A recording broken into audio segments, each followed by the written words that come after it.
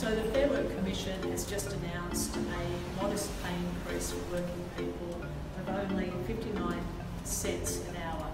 What? How could they? Only 59 cents an hour? That's only $5 a day. That's only $24 a week. How could the Fair Work Commission not want to raise wages more? That is not enough to raise people out of poverty in our country. Yeah, 59 cents is nothing. How could $5 a day lift anyone out of poverty? Maybe you need to look at this short bus, Maddie. As of 2015, the new global poverty line will be updated to $1.90 per day.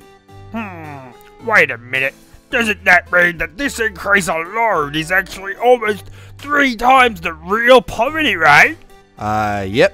Ha, whatever, Matty. Clearly fake news. No one in Australia should be living in poverty and working a full-time job. Yeah, that's totes unfair. Buddy, Right. just have to let you know that according to the Brookings Institute, your chances of living in even relative poverty drop to almost nothing if you do these 3 things: complete high school, work full-time, and get married before you have children. That's in America, where the minimum wage is half that of Australia's. But Sally said... Yeah, I know what the strange-looking man said. Didn't anyone ever tell you the golden rule of politics? No, what's that? If a politician's lips are moving, they're probably lying.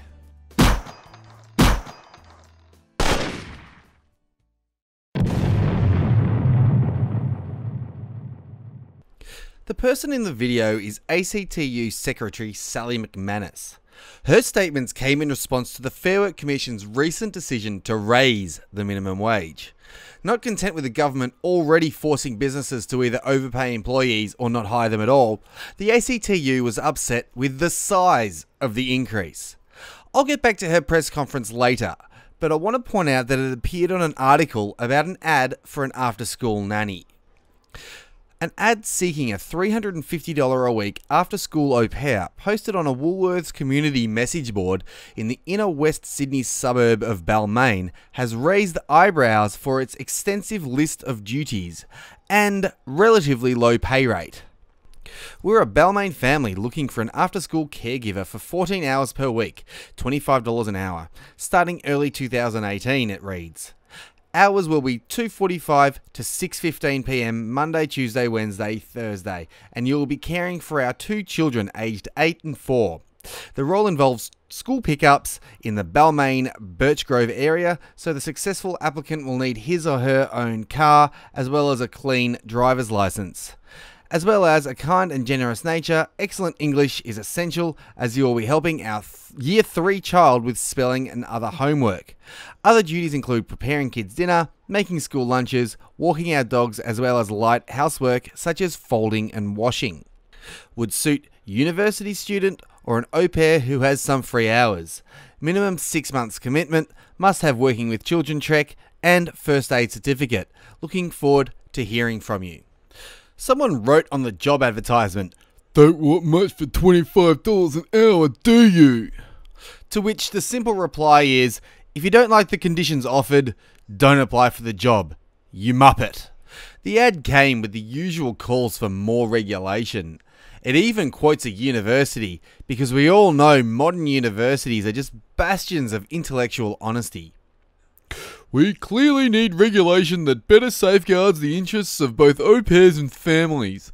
Currently, au pairs have very little recourse if seriously injured in the host family's home or refused promised payments by families. Equally, if an au pair leaves without notice, a family can be left in the lurch without adequate childcare." The horror of it all. I mean, I would have thought that this could be easily solved by having a simple written agreement between 2 adults, but apparently we need Big Brother government to wrap us in cotton wool and negotiate on our behalf. At any rate, the article even notes that $25 an hour is above the casual minimum wage, which begs the question, how is this even newsworthy? I'd imagine there are plenty of people willing to work for $25 an hour in a job that involved picking up kids from school, walking the dog, helping the kids with homework, and doing a little bit of housework. When I was growing up, I lived in Hong Kong. We had a full-time live-in maid who worked for $350 a month. $25 an hour is more than enough for the job, and if you don't agree, the answer is simple. Don't apply for it. Which brings us back to Sally McMannus and her barrage of logical fallacies and economic lies. The minimum wage will now be just over $36,000 a year. That's not enough to support yourself, let alone a partner and a family anywhere in Australia. Okay then, so why don't we raise the minimum wage to $100,000 a year? I mean, that's enough to support a family, right? Hell, why don't we raise it to $1 million a year? Then we can all be rich. Ignoring the fact that low-income earners in Australia get the benefit of state-sanctioned theft via welfare, the minimum wage is just the starting wage. The vast majority of people in Australia earn more than it. Besides, you could certainly raise a family on $36,000 a year. In fact, I'd imagine there are billions around the world who'd give almost anything to live on 35,000 Australian dollars a year. The cost of living is going up, wages are already flat. We have a situation where company profits are now at record levels, and still our system does not deliver a pay rise that lifts people out of poverty. By the system, what she really means is government-mandated force, and as mentioned before, she's either lying or wrong about poverty anyway. The current minimum wage per week is $694 according to the Fair Work Commission. The relative poverty line in Australia is $426 per week for a single person, and for a couple with 2 children, it's $894 per week. Given that each child gets over $200 a week in welfare handouts, that means a family can most certainly live on minimum wage in Australia and still be well over the relative poverty line. Remembering that relative poverty is only relative to within Australia, one of the richest nations on the planet. So in reality, even if the family was under it, they are not actually living in poverty. The employers have been saying since time immemorial that workers will lose jobs even if they get a tiny pay increase. Guess what? It's proven to be a lie. It's not true. Even economists say that that's not the case. Only this is a flat-out lie, Sally. We do know that raising a minimum wage hurts jobs. We have conclusive, undeniable proof that it does. Forbes recently reported on a Harvard study into the effects of the minimum wage in San Francisco. We've now useful evidence that various minimum wage rises in and around San Francisco have been leading to the closure of restaurants. That, in turn, would rather suggest that the rising minimum wage cuts the number of jobs in restaurants. Not that this is what the Fight for 15 and similar crowd want to hear, but we really are gathering a lot of evidence which shows that a higher minimum wage leads to job losses. From the Harvard study. We study the impact of the minimum wage on firm exit in the restaurant industry, exploiting recent changes in the minimum wage at the city level. The evidence suggests that higher minimum wages increase overall exit rates for restaurants. However, lower quality restaurants, which are already closer to the margin of exit, are disproportionately impacted by increases to the minimum wage. Our point estimates suggest that a $1 increase in the minimum wage leads to a 14% increase in the likelihood of exit for a 3.5-star restaurant, but has no discernible impact for a 5-star restaurant. So Sally McMannus is either lying or an economic illiterate. Not only do minimum wages genuinely hurt businesses, but it's the lower end businesses that hurt the most. That means lower priced businesses go bust first, pushing up the cost of living, which is exactly what any economist who isn't a dumb Keynesian socialist moron will tell you. I'm sure Sally could find someone calling themselves an economist to agree with her, but they can be easily dismissed as cranks. Minimum wages kill jobs. Fact. We now have mounting evidence all around the world that pay increases do not lead to workers losing their jobs, and there's a simple reason for that. Low paid workers spend the money that goes into their pockets. They spend it in their communities. They're actually job creators. By increasing the minimum wage for working people, you increase employment opportunities. I already pointed out that raising the minimum wage does kill jobs. Her argument that raising the minimum wage creates jobs is frankly Complete horseshit. The money is coming out of the employer's pockets, you moron. Forcing employers to increase workers' pay means either price rises, businesses make less money, or workers get sacked. Those are your only choices. You are essentially taking money from one place and forcing it to go to another without any increase in productivity. Sally McMannus needs to watch my video on Say's Law because she clearly doesn't understand basic economics. Only production grows an economy, not moving money around. Duh. There needs to be a $45 a week increase, and the reason why we say that is because that is what is needed in order to lift people out of poverty. Again, Sally tells Porkies. As already mentioned, what's needed to lift people out of poverty isn't the government sticking a gun down businesses' throats. To avoid living in poverty, all you need to do is have a full-time job, finish high school, and get married before you have kids. Again, a full-time job on minimum wage even gets you out of relative poverty, which is an easily manipulated statistic that only really says you are poor compared to the richest people in the world. Sally also conveniently ignores the fact that the average Australian wage is well above the relative poverty rate. If we cannot get a pay increase at a time where penalty rates have been cut, where profits are at record high, where CPI is going up, if we can't get a decent pay increase at this point to take people out of poverty, when will we get it? If it can't be now, when will we? Oh, I don't know, Sally. Have you tried asking for one? Have you thought of telling employees to be more productive, better employees who could then ask their employers for more money? You know, the way a grown-up does. I mean, I thought you were a union secretary. Isn't that the point of your existence? Oh wait, that's what unions used to do before they decided to use state power to bully businesses into submission. You don't care about workers, you care about power and milking business of every cent you can. Here's a quick economic lesson for Mr. McMannus. It's called supply and demand.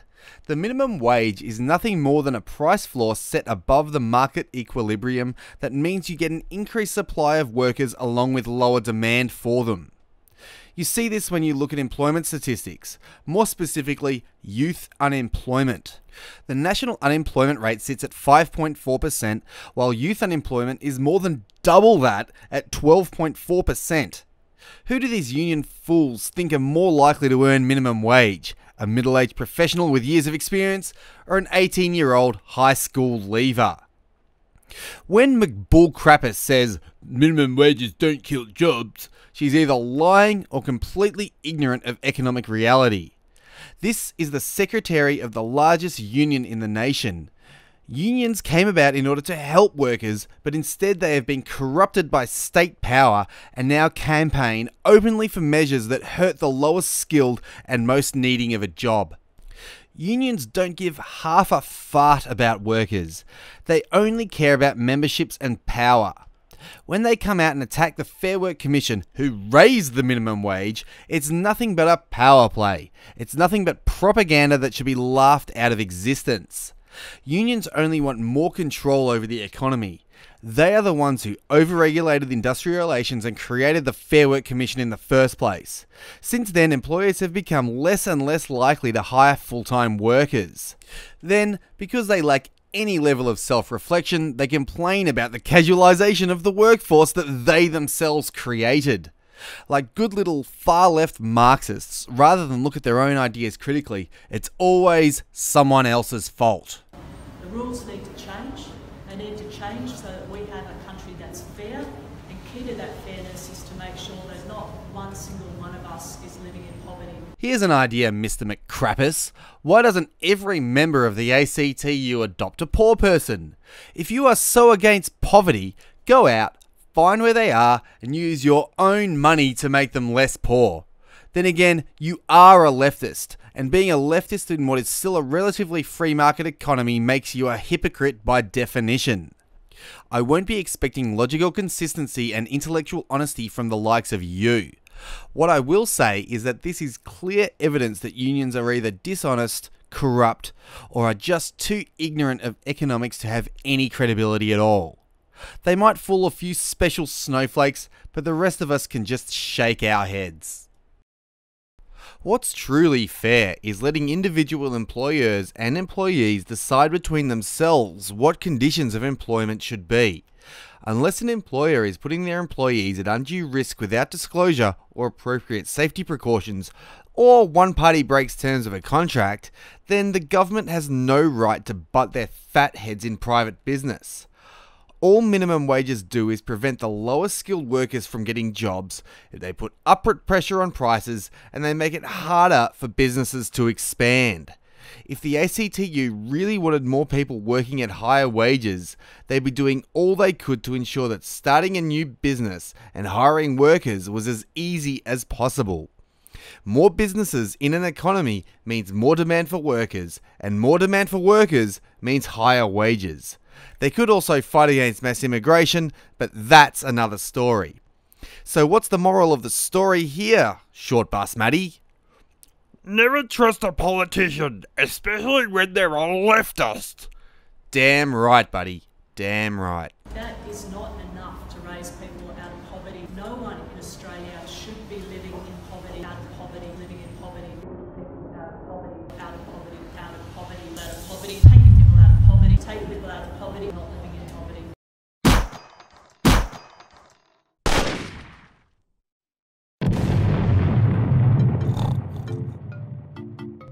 Hey guys, thanks for watching. I hope you enjoyed it. Hope you learned something new as well. Don't forget to smash that subscribe button. Make sure you click the bell so you get notified every time I make a new video.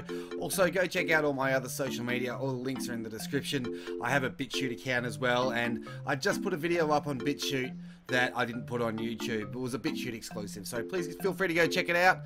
Go have a look at all my other stuff. Leave a like, leave a comment. Thanks again for watching, and hopefully I'll see you around.